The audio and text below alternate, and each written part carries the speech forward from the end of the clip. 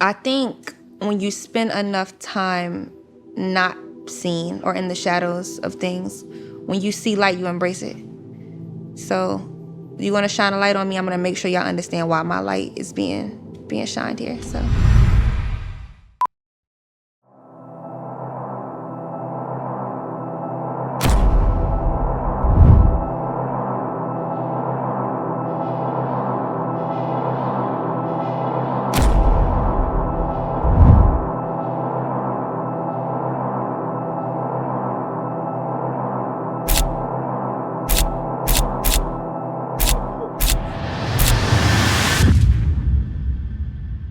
Yo, what's good, what's poppin'?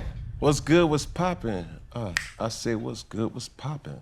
What's good, what's poppin'? Okay, I said, well, I'm catching major vibes. The energy is immaculate, as you would expect. Here with another episode of Funky Friday, ladies and gentlemen, and I promise, I really do promise to get good content for the masses, but most of all, I promise to always keep it funky.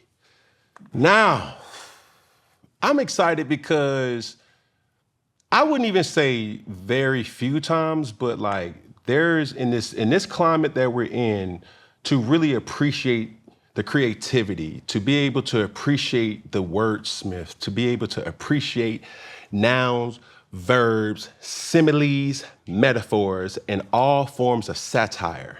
SAT word, look it up. Ha! Yes, but I said all that to say, the individual that I'm talking to, you may have heard of her through music, but she's a very educated woman, might I add.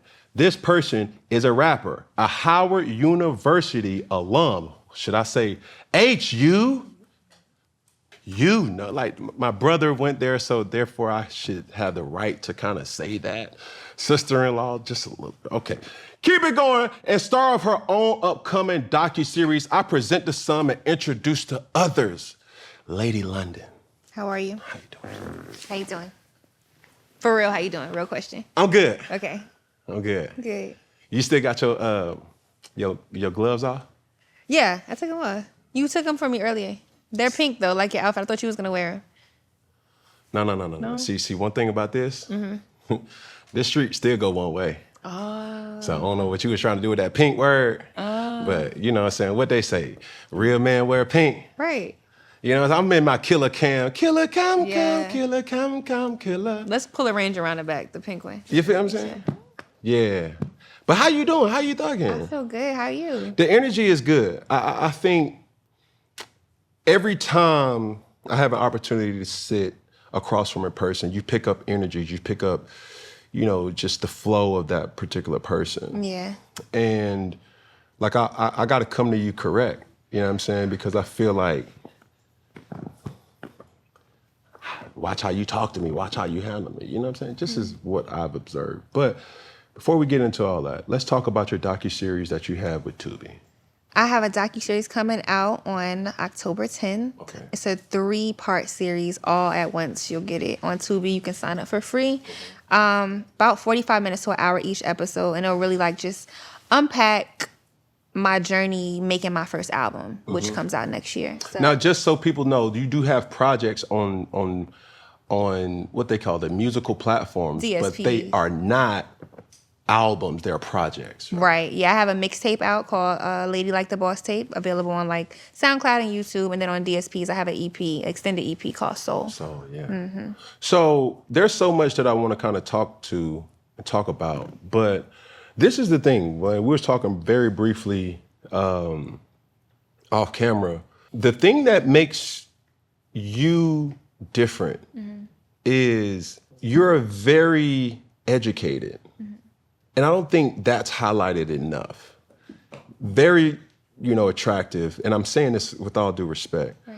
And understanding that this is not the norm when it should be. And what I mean by that is when you hear female rappers or woman rappers, you're selling the stereotypical type things. But for you being in this lane, how have you been able to stay true to everything that you represent? I think it isn't difficult for me. I don't have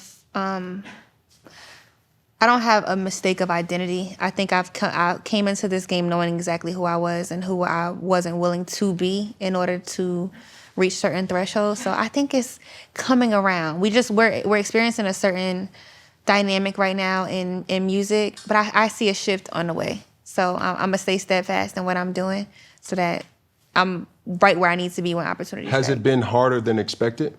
Yeah, very difficult. What's the stigma that you have to fight through? I think people just don't want to think.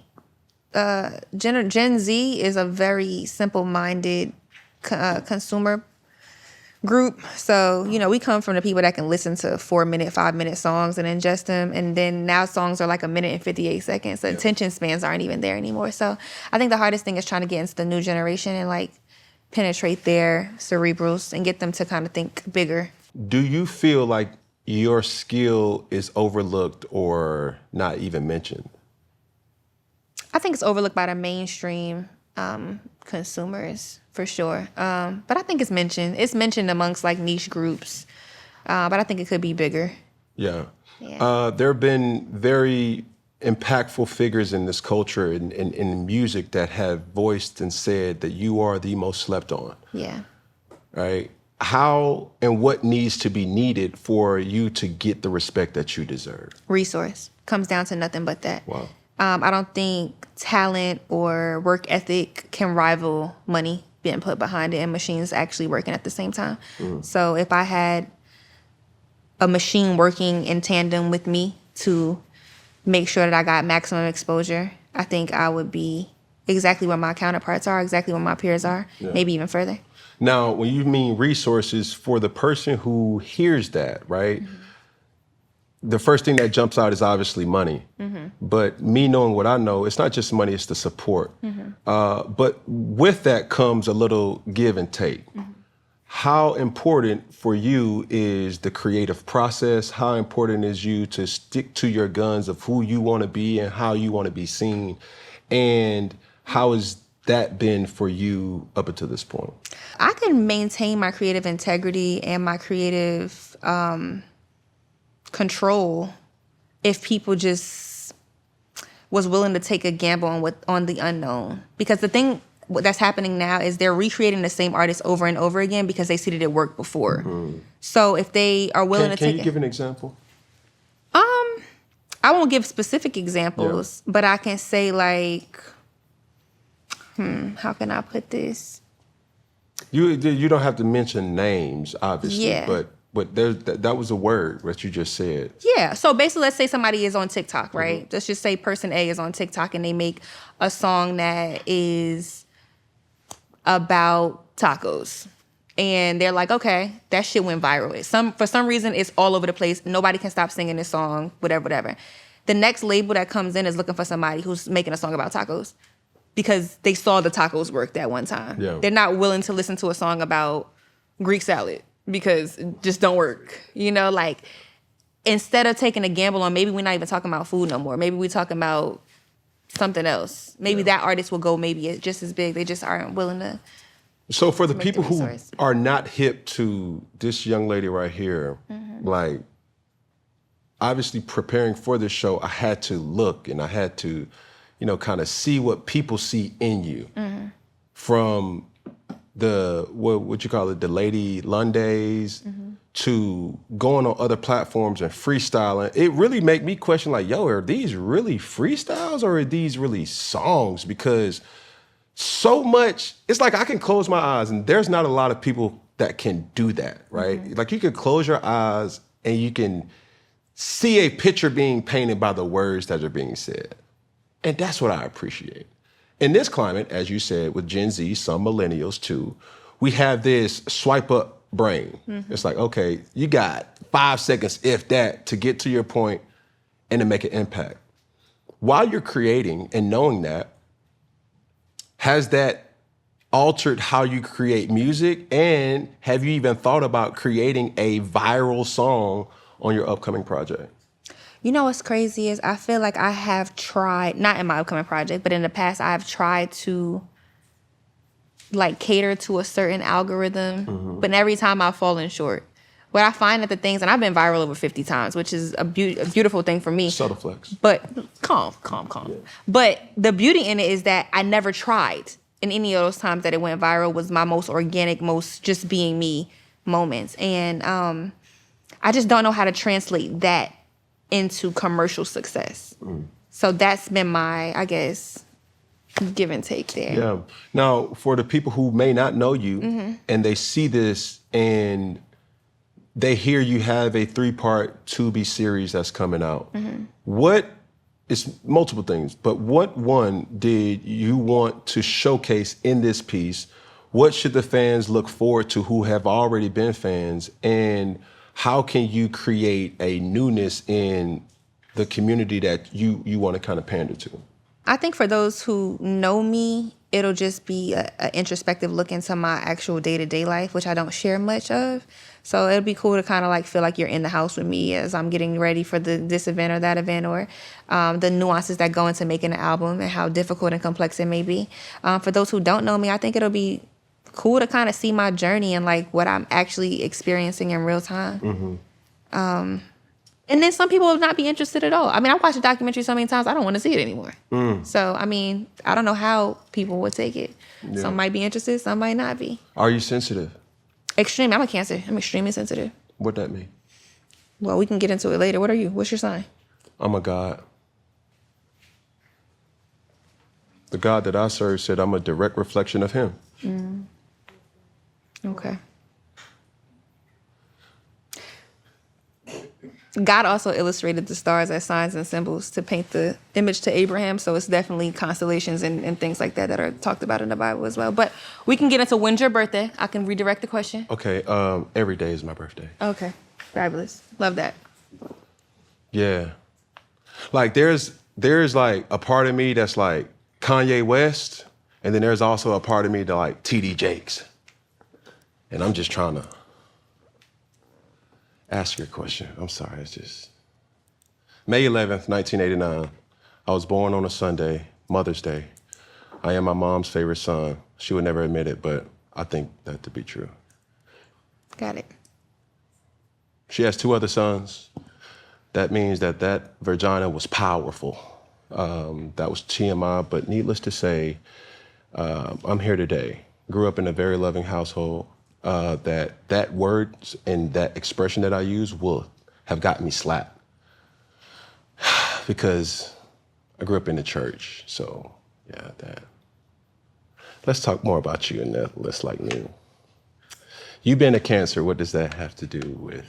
We have characteristics of being, I think one, in any zodiac description, I think it governs your temperament, not so much other characteristics of you. So the reason why I say I'm a Cancer and I'm sensitive is because it's associated with emotional or having an emotional capacity that's like overbearing, but I think I'm more sensitive than emotional. What are the days and the dates for the Cancer? June 22nd to July 21st. I got 2 kids that are Cancers then. Nice. Sweet kids, nice kids. No, for sure. Heavily emotional. But they my dogs though. Sure, they're just misunderstood. No. Let's say that. How have you used that as a superpower for you, though? I think it comes with a give and take. There's definitely like a keenness to it, to my sensitivity that's overly observant, that can see character for what it is at first sight, and it works out. That's what you can do. Absolutely. Great. So what does your intuition say about me on first sight? That's for me to disclose afterwards. But I'm still learning. So Say that. You're still processing. absolutely. System processing. For sure. That's cool. Would you say that freestyling is a lost art? Yes. Why? And where did it die? I think it died with the requirement to actually know how to rap in order to make records. I think we used to have an appreciation for lyricism, and I think that's the core of freestyling as it is. And to be clear, I think people also misdefine what freestyling is, because people are like, oh man, that wasn't a freestyle, that was a written. The thing about it is freestyling was never meant to be off the top of the head. Freestyle means that you can talk about as many topics as you want under a blanket. It doesn't mean it wasn't pre-written or whatever. It just means it accompanies an entire broad spectrum of topics. So that's what freestyling is, whereas songs are more tailored to a specific topic, right? So being that it may of you being such a eclectic thinker, right? Who are you fans of? Like you even breaking down freestyling was like, oh, dang, you may be right. I just thought it was like, yo, no pad, no pencils, just go. Nah. But with your richness of expression, do you hold that contempt to people you listen to?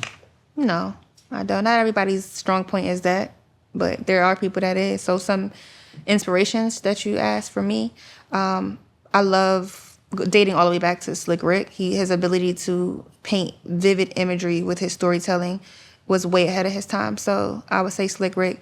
Big Daddy Kane, and his just smoothness and his ability to connect in a relatable level. He was arguably like the Drake of his time and able to, in the connectivity way. Jay-Z, Big L, Jadakiss, Lauryn Hill, Aaliyah, Quincy Jones, Whitney Houston, Michael Jackson, Janet Jackson. Yeah. True savants of their craft, people who actually took the time to. But as you're listing those lists and those people, yeah, that was 2 generations ago. The oldest person is Jay-Z. You said Lauryn Hill, you said Janet Jackson, you said Michael Jackson, you said Quincy Jones, you said Slick Rick. What about, or is that a message in its own right? Well, I think you asked for my inspirations. I'm inspired by the people that came before me, not the people that sit beside me. But if you were really listening to the question, I said, who do you enjoy listening to today? I think you said who was I a fan of, but I don't know. I could have misunderstood. You probably was right. Okay. My intentions was trying to. It's okay. I saw the bait, but yeah. Bait?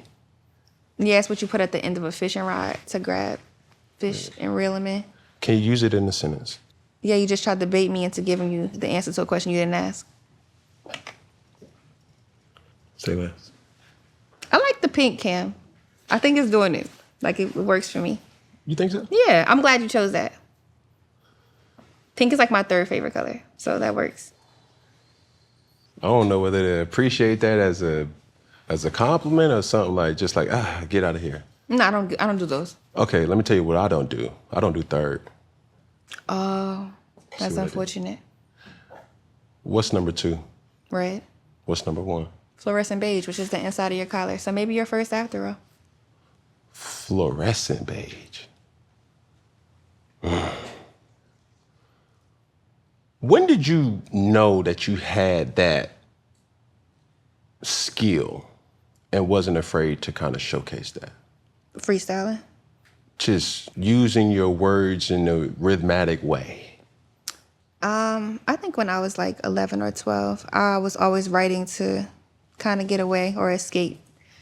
So I think I learned back then that I was pretty witty with words or clever. Is that something that you feel you were born with, or that was something that you just worked to get better at over time? I think, of course, I think almost everything is a question of nature versus nurture, but I do think from a genetic standpoint, I think there's a lot of slick talking people in my family as a whole that use their words pretty wisely. But I think it was nurtured and cultivated on my own. So I think it's a skill set rather than like something that I was born with per se. Now, can you think back during the time where, because most people have skill that they don't showcase in front of people. Yeah.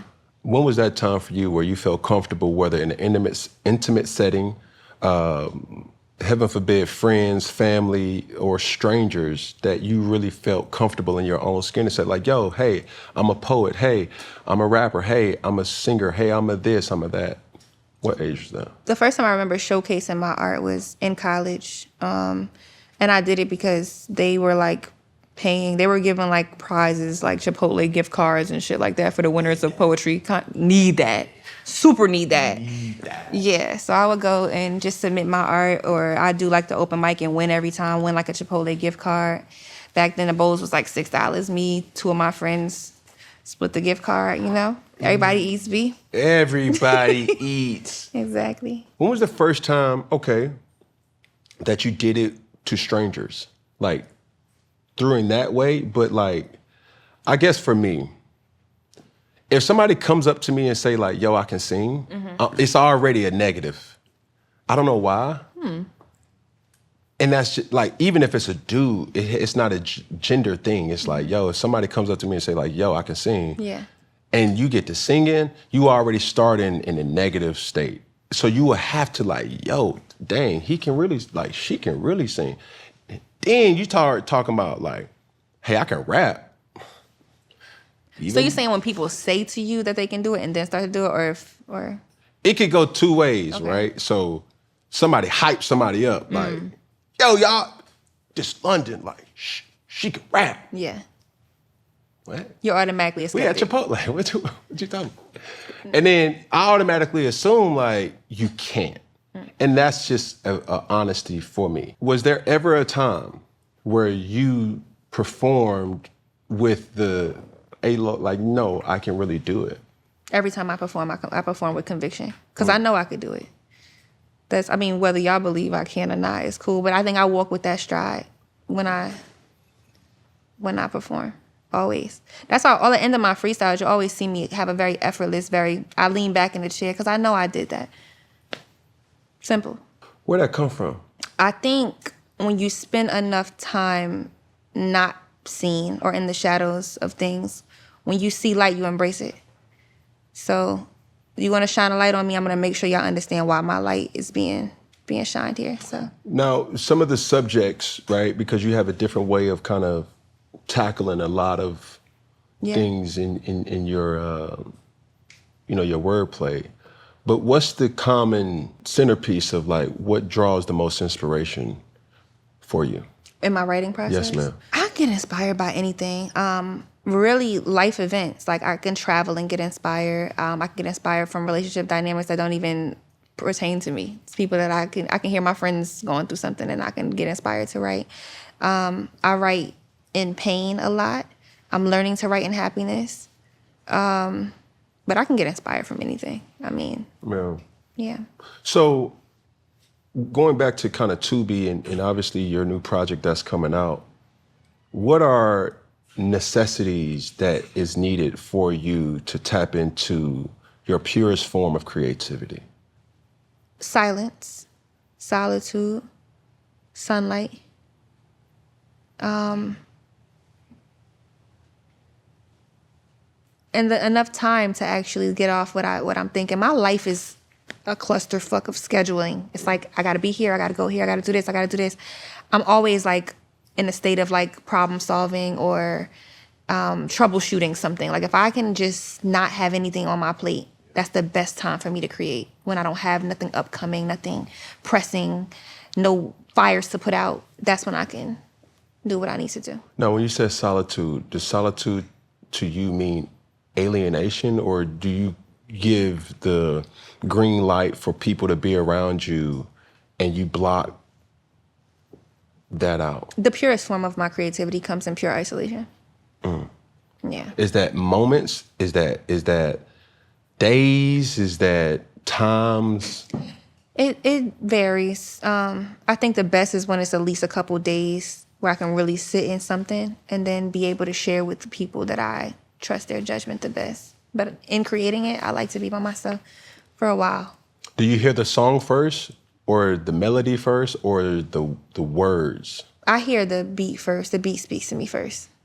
Is it the sound or the tempo? It's usually it's a little bit of both, because the tempo tells me how to say it. The sound tells me what to say. The melody tells me what to say.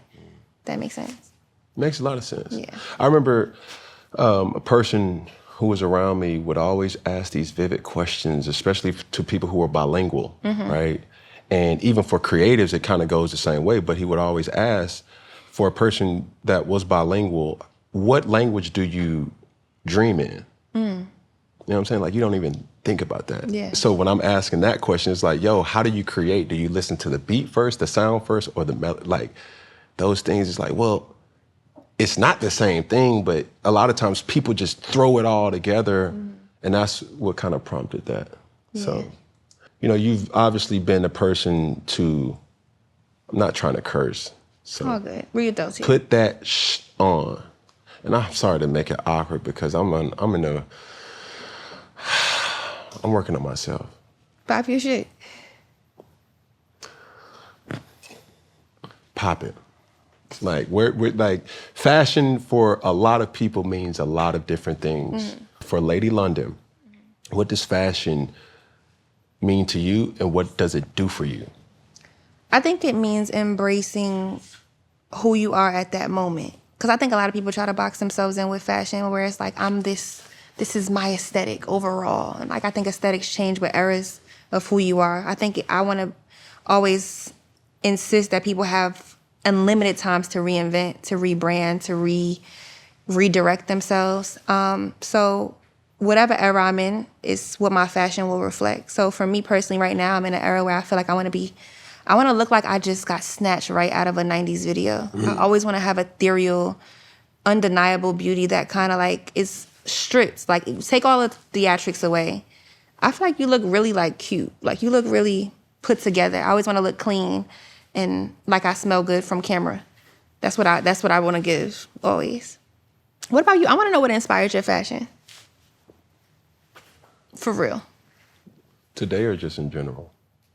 Great question. Today and in general. Let's start with today. Okay. That's a warning. I can't prompt your questions. You see, you saw you just took, when I asked the question, you're like, you know what? Boom. Yeah, both of that. So that, I'm going to do it this first time, but. What do you mean by you can't prompt my question? So, you know, you just asked your question, and I just said, are you talking about today or just in general? And then you just kind of echoed, like, no, today and in general. Yeah. That can't happen.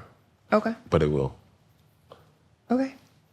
Trying to figure out the parameters. Look, I'm not serious. I'm joking with you. Okay, perfect. So Perfect. All right. Today, I think what prompts my fashion decisions is I hate when I see two people wearing the same pieces. Okay. Whether the same shoes, whether the same shirt, whether the same hat, whether the same glasses. I never was a fan of following trends. I was the guy that was setting his own trail. Like, if everybody rocking J's, man, I'm rocking Forces. Okay, everybody rocking Forces, I'm gonna rock the Reebok Soldiers. If everybody rocking the Reebok Soldiers, I'm gonna go with the New Balances or the Sauconys or the Chuck Taylors or just the hard bottoms. I'm in this phase, now I said it today on my Snapchat, it's like, yo, I'm in a hard shoe era for me. You know what I'm saying? Now, whether they're loafers, whether they're something, because I'm a businessman and I do not play about my empire. I really don't. And if it comes in question where a person, place, or thing, that's a noun, challenges that, then I got to Control Alt delete myself. Got it. From that situation. I'm really giving you so much wordplay here. Like, I don't know. Hopefully the person can appreciate that. But today, yeah. I think fashion to me too is a way of self-expression. Okay. And you know how you got friends or you got people that consider themselves like fashionistas or like be like, yo, but you only got one look. Yeah. Like you only a fashion person because you got labels on. Yeah. Okay, you only a fashion person because you got urban wear. Okay, you're a fashion person because you just always look good in a suit. And even though that may be cool, with me, if I want to rock a suit, I'm going to rock it down. Like 3-piece. You know what I'm saying? Watch chain, lapel pin, pocket square. Right. Metals matching. Leathers matching. Everything. Right. You know what I'm saying? Okay.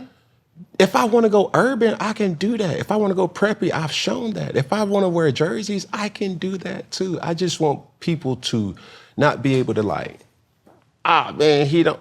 No, that's not me. Well, how would you describe your style in one word? That's an adjective. Can I use a word that I've already used? Sure, of course. Eclectic.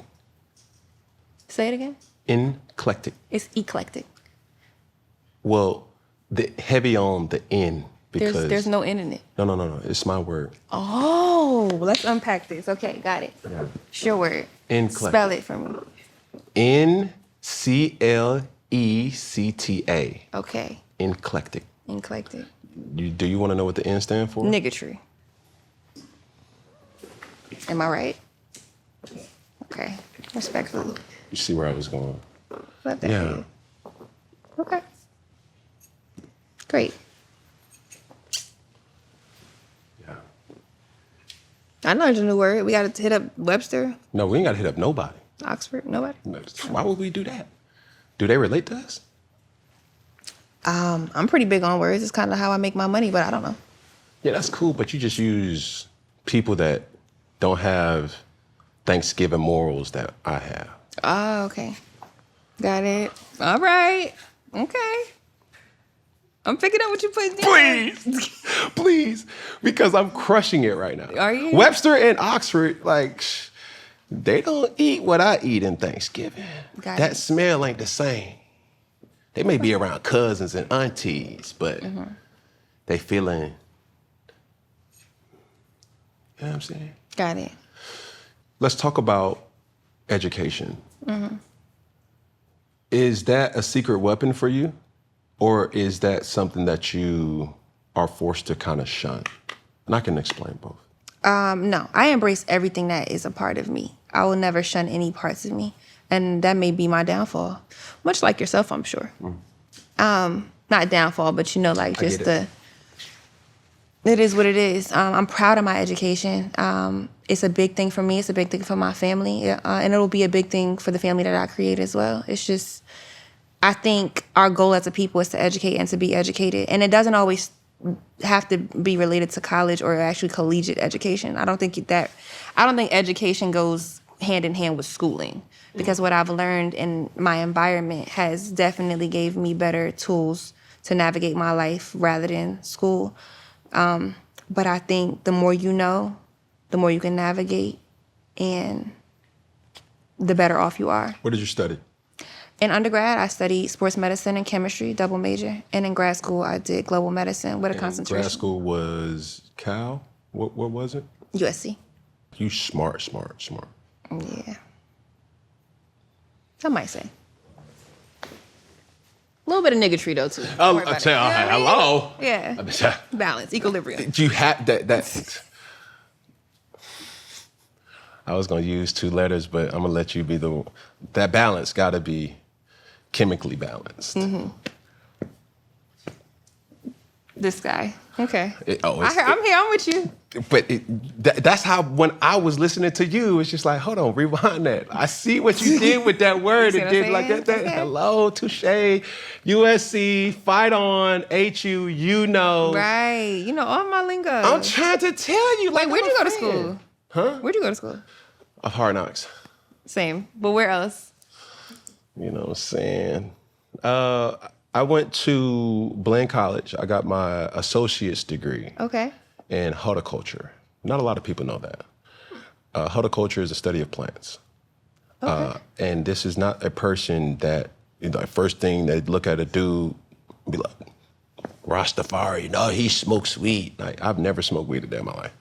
I grew up with my father, and my father had a landscaping business that we were always around plants, sod, shrubs, flowers, and things like that. And I was interested to kind of like, first off, how can I graduate fast? And they gave me a list, and I was like, oh, horticulture, boom. So I got that. In order for us to have transferred from junior college, you would have needed to graduate. So I graduated with horticulture, went to Auburn University. Well, first I went to Florida, but didn't get no degree from there. Went to Blaine, got my degree, associate's degree. Now at Auburn, I went to the league first. And if it wasn't for my coach, Mike Shula, I would have never got my degree, because not that I was in denial or not that I was even needed a degree. He just put so much perspective on finish what you started. And I didn't have a lot of credits left. So therefore, I had more money than everybody in my class still going to class. And I appreciate myself for going back because I now had a newfound respect for education. That experience was something that was extremely needed for my life because I saw it doublefold, right? As a student athlete and just as a regular student, and how much time that I had on my hand to devote to learning. And I graduated with my sociology degree, and that's the study of people. So when people like see Funky Friday and they be like, why can't I be saying this or what be happening? I really be enjoying having conversations with people because I don't judge. I just ask the questions to better understand what makes you tick.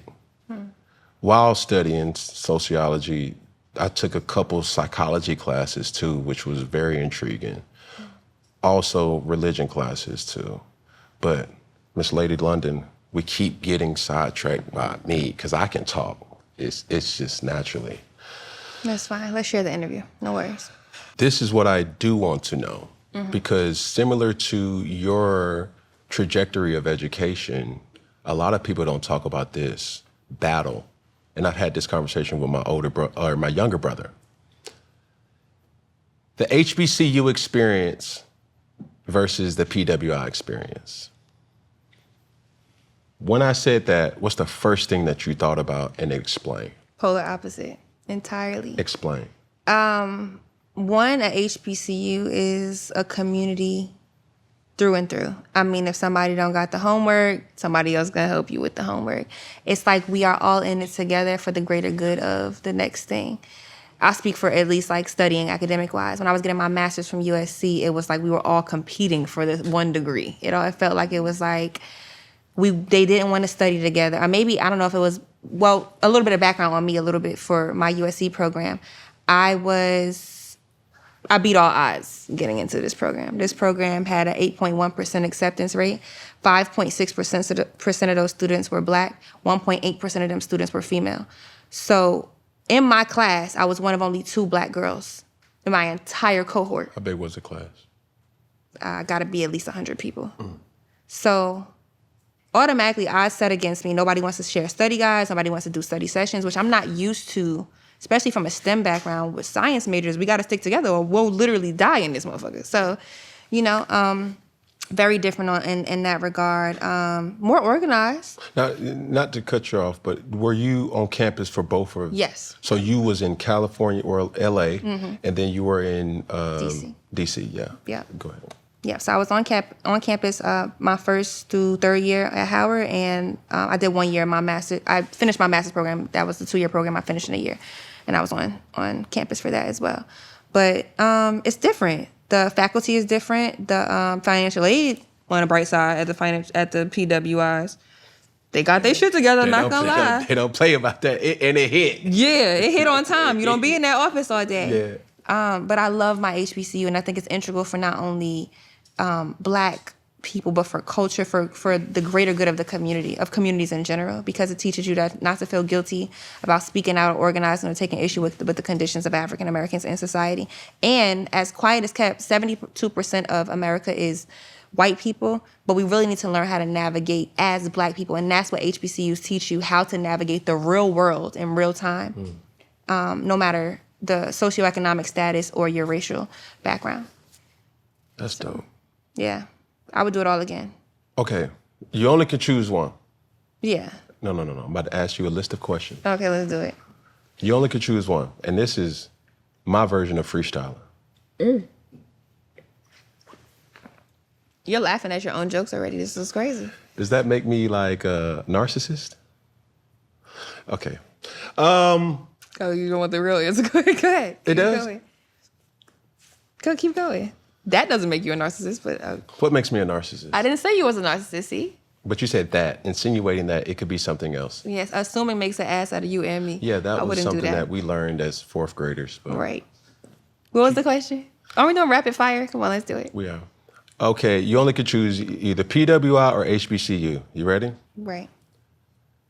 You have one night and one party experience. HBCU. I thought I was waiting for the other shoe to drop. That's a definite. So, what? Yeah. Okay. Fashion on campus. HBCU. Football experience. What kind of football experience? Like Actually a good game? PWI or HBCU? But like context-wise, actually a good game? Like a great team or like what is it? The question has already been asked. Whatever you go for, you PWI. The game itself. That's what I'm thinking of. Because when I think of tailgate, I think of HBCUs, but Homecoming. HBCUs. Did you pledge? I did not. Do you care to share if you were to pledge? Is there anything against pledging? No, nothing against it. I think sisterhood is beautiful, but I just didn't make it my priority while I was there. Relationships amongst faculty, like access to be able to like, hey, I need to meet with PWI. Just educational experience. It would depend on the class. That's my answer. You can't tell me my rules. I can tell you the rules if I only gave you PWI or HBCU. I asked you your birthday earlier and you told me it was every day. So right now it's PWI and HBCU. That's the answer. Okay, but around all the other words that was given, I did tell you that it was May 11th, 1989. And you're your mother's favorite child. Yeah, but you heard mother's favorite child, but didn't realize that May 11th was uttered before Mother's No, I heard it. I downloaded that she was a tourist long before that, but That's cool. got it. So overall educational experience, HBCU. Loyalist cliques. Meaning alumni network? I don't know. Whatever you just heard. I genuinely don't know what you mean. Okay, like what you have observed as cliques, posses, groups to be, what you've experienced, that doesn't necessarily mean that you have been a part of it, but loyalist cliques. HBCUs. Postgraduate plan. Meaning? When you catch the energy for HBCU and PWI, do you think are more prepped for postgraduate success? I think that can go both ways as well. And I'll explain if you Please, like because I just gave you the only two answers that you could do. But No. I can do as much. You know, we live this life of freedom between the two of us. We do liberation shit. But HBCU, because the alumni network is more powerful than you could ever imagine. I speak for myself. It is a Howard alum at the forefront of almost every major thing happening, specifically in Black culture. Somewhere in there is somebody who graduated from an HBCU, most likely from Howard. I think PWIs innately, when people have nepotism or people that come from long lines of families and there's dormitories named after your great-great-granduncle, then yeah, of course you have that ability to perform well after graduation and setting you up in that space. So I think both of them have great results afterwards, after graduation. It's a possibility to have great results. And it's a possibility to have terrible results. It depends on the person. Now, how did your family take that news of you doing rap instead of medical school? It was not well received at first. But I think my family didn't really understand the capacity that I planned on approaching it. And they didn't understand how much notoriety I was getting from it at the time. You know, explaining to my mom, like, no, I'm telling you, like, man, Timberland and them is hitting me. Like, everybody likes what I'm doing. At the time, she wasn't on Instagram. So she's like, I mean, we had a plan, 10 years, we do the medical school. Yeah. Because in our communities, we're taught that doctors, lawyers, athletes are the people that make money. You don't think rapper, that's not long term. Yeah. It's not guaranteed. And so it took a while, but there's my biggest support system now. Now, when you say parents, Are your parents still together? No, I didn't grow up with my father, but I grew up with a father. My stepfather raised me since I was 5 years old, and my mother and stepfather are still married, yes. That's cool. Now, are they educated? I was the first in my family to go to college.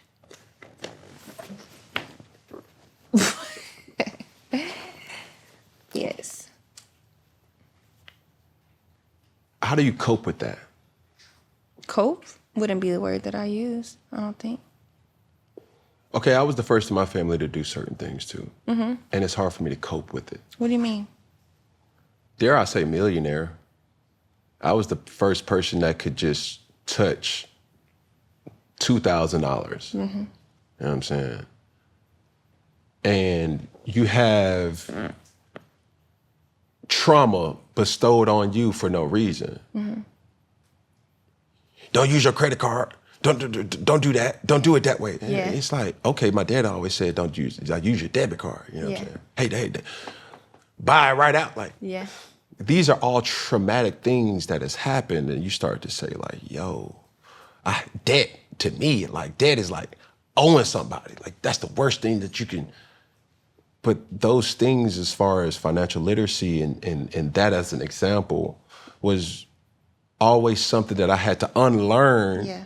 And not necessarily unlearn to say that he was wrong. It was more so to be able to say like, to a degree, but if you look at it through this lens, it could be an asset to the things that you want to leverage as well too. So money for me, having money and being, dare I say, like I was wealthy at a young age. Mm-hmm.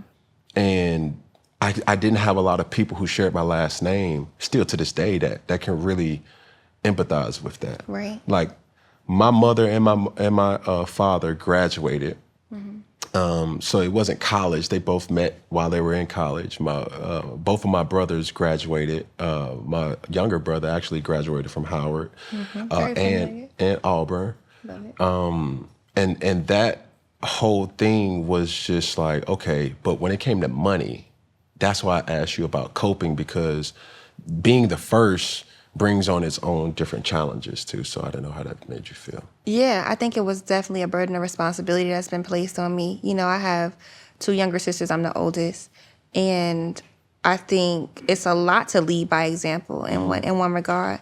So I think it's interesting when you say like, you know, your father would say like, don't put nothing on the credit card, because we have this idea, Black people, I think in general, that we were taught this idea of like, we don't want to owe anybody anything. Yeah. Right? But our counterparts, the white counterparts would say, no, all we do is borrow money. Yeah. That's all we do. And they teach us wrong. They teach us to keep our credits at 30% revolving credit when white people keep it from 8 to 11% of revolving credit at a time. It's just so many things that, but the way I look at it is I don't believe in breaking generational curses. I believe in starting generational tradition.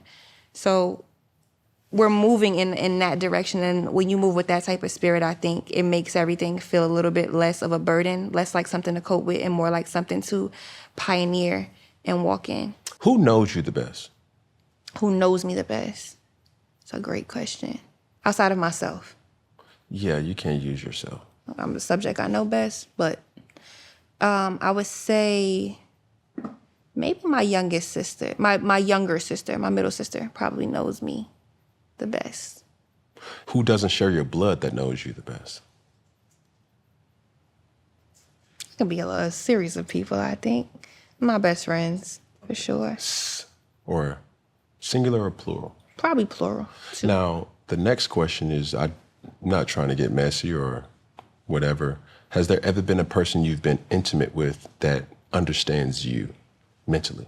I've learned anybody who I've been romantically connected with or intimate with has either appreciated or understood me, but never both. Ooh. Explain. I think,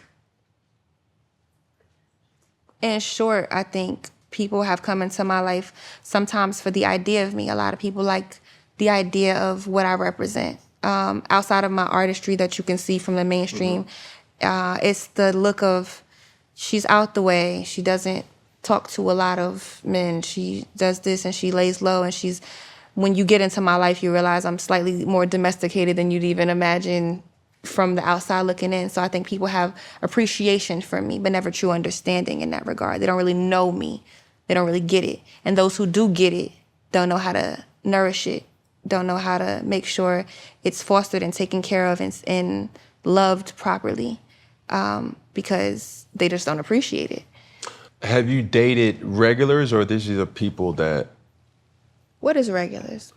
Okay, in simplistic surface level talk, a regular is a person that does not have a blue check. Mm-hmm. You know they can be paid for now. I understand that. Oh. But a blue check with 3,000 followers, that's like an oxymoron. It's like, we know you pay for it, but... I don't know, there's blue checks with 200,000 followers that would pay for it. That's cool. But understand. You mean like a Wikipedia? Because that's probably a better thing to say. We can go with that. Thank you. Okay. Thank you. I've had the displeasure of being on both sides of the side. What's the gift and the curse? The gift in dating someone with the Wikipedia is that they understand the load that you carry as a public figure, and they can relate to your day-to-day more than you. They can understand schedules. They can understand how, there's twists and turns that come with the day. There's travel things that may put imprints on our relationship or dents in our spaces. The cons is they have access to just too much at too much time. It's just too much increase in flow. I think the pros of dating someone that does not have a Wikipedia is just the luxury of them being there for you. The cons, I don't know. It's a lot. It's loaded. But definitely... Do you have a preference? No, not necessarily. I like people. Facts. Yeah. Do you think you're intimidating? I think people could be intimidated. I don't think I'm intimidated necessarily, though. Explain. It's not my job to disarm men. I think fear is a social construct. I think if you are fearful or intimidated by me, that's something to unpack within yourself. But I understand it. I get it. You understand where I'm... Yeah, sure. Are you dating? Yeah. Right? So for that, is there a desire how you would like, or a preference for your counterpart to pursue you? I think just approaching with a genuine spirit, and a certain confidence that isn't overshadowed by ego. I think people sometimes pair the two, where it's like, no, I'm not egotistical, I'm confident. Why'd you smirk? I'm listening to you. Oh, okay. Well, that's what I find a lot of the times. I think a calm spirit, somebody with mystique, but a confidence and a gentleness to them would be probably the best approach. What's a non-negotiable while dating? Of the person that you're dating? You have to be able to be called in an emergency situation and handle what needs to be handled. And a non-negotiable for me is, please do exactly what you say you were gonna do, and be exactly who you said you were when you met me. An absolute non-negotiable. Has to happen. How do you hold that person accountable, though? And has that led to relationships expiring? I think so. It also has led to relationships persevering as well. Because sometimes people will show you their whole hand at the gate. They'll tell you, like, I'm really not great with communication. I'm really not great here, but I'm working on it. That's something I can work with. I can work with the disclosure, and then we get better in time. What I can't do is somebody masking or what they call love bombing or gaslighting or something that's just not transparent in the forefront, but it shows up later. Not really into that. But I definitely seen it be the decline of our relationship before. And I don't stick around to be disrespected much. So, yeah. Say less. One of my last questions that I want to kind of talk about is just the state of females in rap, right? And Cardi and Nicki have been going back and forth on social media. I mean, you have to be probably living up under a rock. The state of this commodity of hip hop, being a talent like yourself, how do you navigate through when you see certain things that's going on right now? I literally just found out about that in my last interview today, so I have no idea what's even going on with them. But I mean, I don't concern myself with things that don't concern me. I navigate my own space. I'm trying to get my own way into this game, so I really don't get into other people's stuff. Which leads me to this. Does women really support women? I think so. I think absolutely. I've gotten an outpour of support from my women counterparts in rap. Okay. Outpour. I think not everybody gets along, you know? I think a lot of people do and some people don't. Now, I'm gonna go back to a question. What's your intuition about me? I think you are like an onion. I think you are very layered, and there are certain nuances and complexities to you that maybe you even haven't discovered yet. But it is coated by a shell of a multitude of things. There's bravado, there's ego, there is a lightheartedness as well. There is a love for community. And I think it is a mask in a way as well, too, for something else that's a lot more gentle than you want to admit or willing to express out, really. I don't know. Though that's my overall observation. Cool. With some niggatry, as always. A lot of it. A lot of it. Sometimes you gotta play the fool to the fool to make that fool think that you the fool. Oh. But in reality, they the fool. You know, my mentor used to tell me never argue with a bum in the street, because to a person from a distance, they don't know the difference. Jay-Z said that. As we end things here at Funky Friday, man, it was a lot of verbal sparring that, like, you just had to know to understand. You know what I'm saying? Like, appreciate your time, Miss Lady London. Absolutely. And my mentor is DJ Clark Kent, who was right hand to Jay-Z, so I'm sure there was something in that. Is that grammatically correct, Miss Lady London, or just Lady London? I like the miss. Be a Southern gentleman about it. I appreciate it. At all times. Now, how do we find a way to put an R in that miss? Oh, no. So you just, golly. When I look back at this, bro, I would be like, bro, I was really on one today, dog. It must be this espresso. Espresso, not espresso, since you wanted it. As we end things here at Funky Friday, ladies and gentlemen. When I say all together, we're gonna say one love. When I say all together, we're gonna say one love. When I say all together, we're gonna say what? One love. Let's try this one more time. Since it was so melodic. Melancholy. Melancholy. Yeah. Since it was so melancholy, like, this is where that niggatry wants to come out. But I'm trying. It never went away. Let's do it. When I say all together, we're gonna say one love. When I say all together, we're gonna say what? One love. There we go. Okay, it's gonna look similar to this. We're gonna use that camera, then we're gonna go to that camera, then we're gonna finish with that camera. We're gonna one finger, one pinky, one thumb, all together. One love. We got this. Like, you so chill, so vibey, frequency. You slick a mind reader, though. When I say all together, we're gonna say what? One love. Here we go. One hand out, one finger, one pinky, one thumb. All together? One love. Ladies and gentlemen,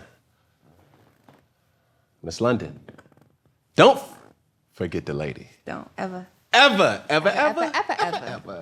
Thank you so much. Thank you. Thank you so much. Appreciation. Of course.